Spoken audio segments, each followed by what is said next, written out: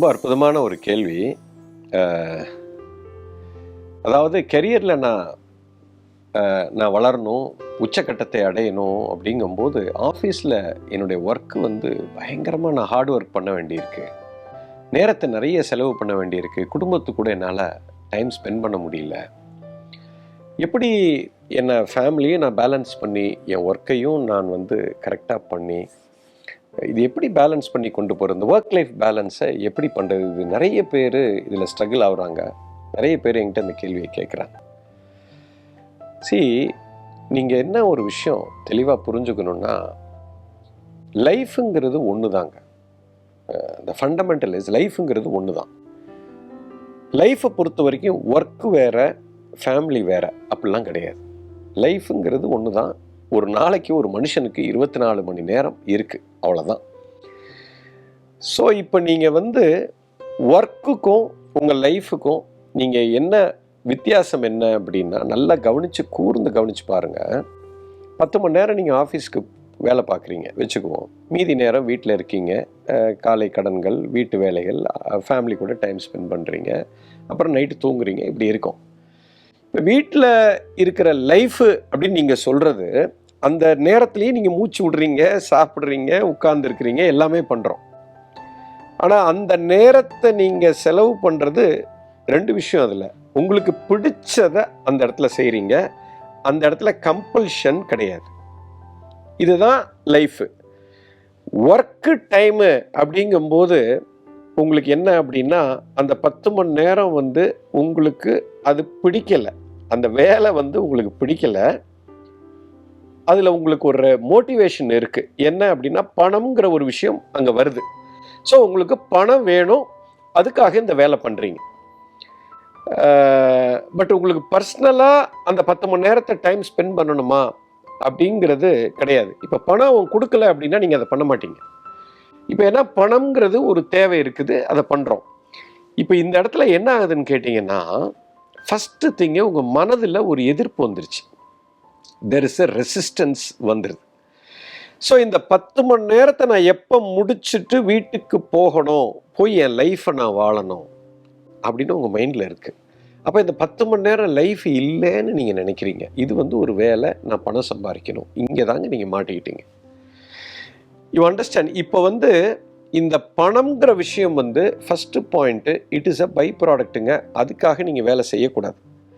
இந்த 10 மணி நேரம் நீங்கள் ஹார்டு ஒர்க்கு அப்படிங்கிறது கிடையாது. ஃபஸ்ட்டு ஹார்டு ஒர்க்குங்கிறதே கிடையாது. ஃபர்ஸ்ட் ஆஃப் ஆல், ஹார்டு ஒர்க்குனாலே நீங்கள் ரெசிஸ்டன்ஸில் இருக்கீங்கன்னு அர்த்தம். ஒரு விஷயத்தை நான் செய்கிறதுனால எனக்கு அது கஷ்டம் கிடையாதுங்க. ஒரு விஷயத்தை எனக்கு பிடிக்காமல் செய்கிறதுனால தான் எனக்கு அது கஷ்டமாக இருக்குது. நல்லா புரிஞ்சுக்கணும். ஒரு விஷயத்தை நான் பிடிச்சி செய்யும்போது எனக்கு கஷ்டமே கிடையாது. அப்போ எனக்கு ஒர்க்குங்கிறதுல எனக்கு ஹார்டு ஒர்க்கு அப்படின்னு நான் சொல்கிறதே அப்போ எனக்கு அது பிடிக்கலன்னு அர்த்தம். அப்போ பிடிக்காத விஷயத்தை நீங்கள் எப்போ செய்கிறீங்களோ அப்போ எஃபிஷியன்சி இருக்காது. நீங்கள் அதை திரும்ப திரும்ப செய்யணும்னு விரும்ப மாட்டீங்க. எப்போ உங்களுக்கு ஒரு விஷயத்தில் விருப்பம் இல்லையோ, விருப்பம் இல்லாமல் ஒரு செயலை நீங்கள் செய்யும்போது அதில் நீங்கள் எக்ஸ்பர்ட் ஆகவே முடியாது. அதில் நீங்கள் பெரிய ஆள் ஆகவே முடியாது. நீங்கள் வளரவே முடியாது. நல்லா புரிஞ்சுக்கங்க. நீங்கள் ரொம்ப நேரம் வேலை செய்கிறதுனால உங்களுடைய வளர்ச்சி இருக்காதுங்க. எவ்வளவு திறமையாக வேலை செய்கிறீங்கும்போது தான் உங்களுடைய ஒர்க்கில் நீங்கள் மேலே உச்சக்கட்டத்துக்கு வர முடியும். அப்போது உங்களுடைய திறமை ஒரு குறிப்பிட்ட விஷயத்தில் நீங்கள் ரொம்ப திறமைசாலியாக மாறணும், பயங்கர எக்ஸ்பர்ட் ஆகணும், எஃபிஷியன்ட் ஆகணும் அப்படின்னா அந்த விஷயம் உங்களுக்கு முதல்ல அதை பிடிக்கணும். ஒன்று, பிடிச்சதைத்தான் நீங்கள் திரும்ப திரும்ப பண்ணிக்கிட்டே இருப்பீங்க. அந்த விஷயம் உங்கள் கண்ணுக்கு தெரிஞ்சுக்கிட்டே இருக்கும். உங்களுக்கு நல்லா கவனித்து பாருங்கள். உங்களுக்கு எதெல்லாம் பிடிச்ச பொருள் ரோட்டில் நீங்கள் போய் தேடவே வேண்டாம், உங்கள் கண்ணு முன்னாடி அது தெரியும். இப்போ உங்களுக்கு ஜுவல்லரி ரொம்ப பிடிக்கும்னா ரோட்டில் நடந்து போனீங்கன்னா ஜுவல்லரி ஷாப்பு கண்ணுக்கு தெரியும். உங்களுக்கு பைக்கு, காரு, கேட்ஜெட் ரொம்ப பிடிக்கும்னா காரில் போயிட்டு இருக்கும்போது உங்களுக்கு கேட்ஜெட் ஷாப்பு கண்ணுக்கு தெரியும். நீங்கள் தண்ணி போடுற ஆளாக இருந்தேன்னா உங்களுக்கு ஒயின் ஷாப்பு கண்ணுக்கு தெரியும். You understand?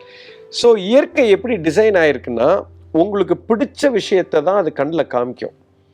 இப்போ நீங்கள் ஒர்க்கை ரொம்ப விரும்பி பிடிச்சி பண்ணும்போது அந்த ஒர்க்கு சம்பந்தமான விஷயங்கள் எல்லாம் உங்களுக்கு வந்துக்கிட்டே இருக்கும். நீங்கள் அதை ஆர்வமாக கற்றுக்கிட்டே இருப்பீங்க, பயங்கர எக்ஸ்பர்ட் ஆகிடுவீங்க. எக்ஸ்பர்ட் ஆயிட்டீங்க அப்படின்னா 10 மணி நேரத்தில் செய்கிற வேலையை உங்களால் 2 மணி நேரத்தில் செய்ய முடியும். இப்போ ஒரு மியூசிக்கை கம்போஸ் பண்ணணும், புதுசாக ஒரு இசையமைப்பாளர் வர்றாரு, அவர் ஒரு பாட்டு கம்போஸ் பண்ணுறதுக்கு 2 நாள் எடுத்துப்பார். அதே இது ஒரு இளையராஜாவோ ஒரு பெரிய மியூசிக் ஜாம்பவான்கள் வந்து ஒரு பாட்டை 2 நிமிஷத்தில் கம்போஸ் பண்ணுவாங்க. ஸோ இப்போ வேலைங்கிறது எப்படி மாறிடும்னா எஃபிஷியண்ட்டாக மாறிடும். பயங்கரமாக நீங்கள் எக்ஸ்பர்ட் ஆகிடுவீங்க.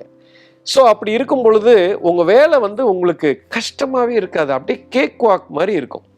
அப்போ வந்து வாழ்க்கையில் உங்களுக்கு நிறைய நேரம் கிடைக்கும். அப்போ ஒர்க்கு வந்து ஹார்டாக மாறாது, ரொம்ப ஈஸியாக இருக்கும். நீங்கள் நேசிக்க தொடங்குவீங்க. ஏன்னா நீங்கள் பணத்துக்காக வேலை பண்ணலை, பிடிச்சு பண்ணுறீங்க. ஸோ அப்போ வந்து என்ன ஆகும்னு கேட்டிங்கன்னா, நீங்கள் 10 மணி நேரத்தில் செய்கிற வேலை உங்களுக்கு 5 மணி நேரத்தில் முடிச்சுடுவீங்க. டைம் நிறைய இருக்கும். அப்போது உங்கள் ஃபேமிலி கூட நீங்கள் அந்த 5 மணி நேரமும் ரொம்ப என்ஜாய் பண்ணி பண்ணுவீங்க. பணமும் வந்துக்கிட்டே இருக்கும். ஏன்னா நீங்கள் எஃபிஷியண்ட்டாக இருக்கிறதுனால உங்கள் ஆர்கனைசேஷனும் உங்களை விடவே விடாது. உங்கள் ஃபேமிலி கூடவும் நீங்கள் நிறைய டைம் ஸ்பெண்ட் பண்ண முடியும். எல்லாமே மாறும்.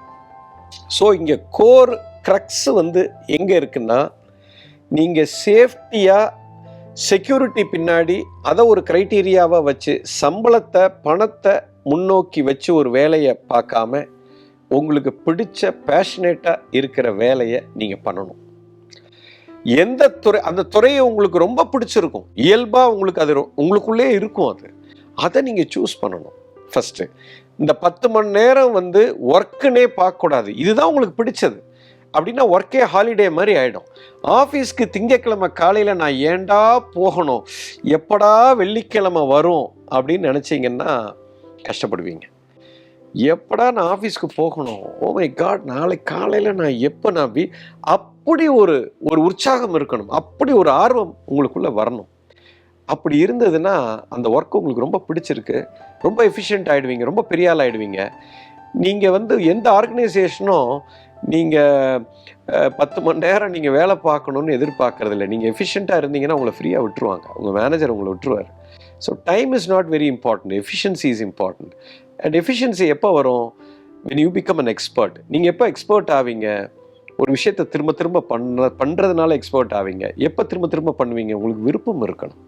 ஸோ சோர்ஸே பார்த்தீங்கன்னா நீங்கள் பிடிச்சதை நேசிக்கிறத அந்த மாதிரி வேலையை சூஸ் பண்ணிங்கன்னா உங்களுக்கு நிறைய நேரம் கிடைக்கும், ஒர்க்கையும் என்ஜாய் பண்ணுவீங்க, ஃபேமிலிக்குள்ளேயும் இருக்கலாம்.